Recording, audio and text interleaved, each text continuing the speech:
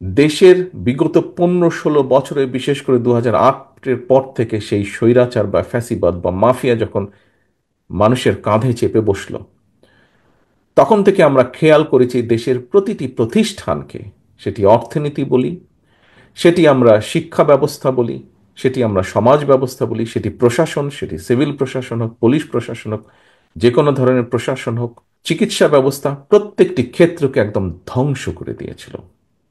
মানুষের প্রত্যাশার সম্পূর্ণ বিপরীতে তারা নিয়ে গেছিল পুরো পরিস্থিতি। বিগত 15 বছরের আমরা প্রত্যেকটি বিরোধী দলের, রাজপথে থাকা গণতন্ত্রের পক্ষের প্রত্যেকটি রাজনৈতিক দল এই দেশের মানুষের অধিকারকে, রাজনৈতিক অধিকারকে প্রতিষ্ঠিত করার জন্য আমাদের বহু সহকর্মীকে আমরা হারিয়েছি। জুলাই আগস্ট মাসে যে অভ্যুত্থান, জনতার যে অভ্যুত্থান হয়েছে, সেই অভ্যুত্থানে আমরা আমাদের আপনজনদেরকে হারিয়েছি, সহকর্মীদেরকে হারিয়েছি, পরিচিত জনদেরকে হারিয়েছি।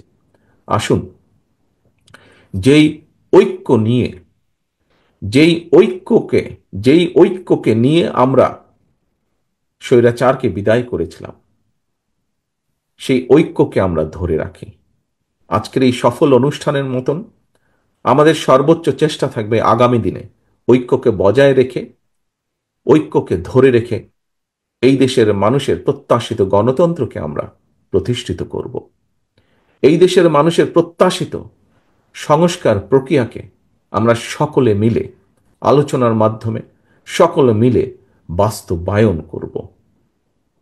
এটিই হোক আজকের এই দোয়া মাহফিলের আমাদের শপথ, আমাদের প্রত্যাশা।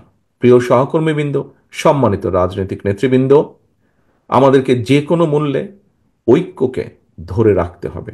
মতভিন্নতা থাকবে, আমরা বসবো, আলোচনা করব।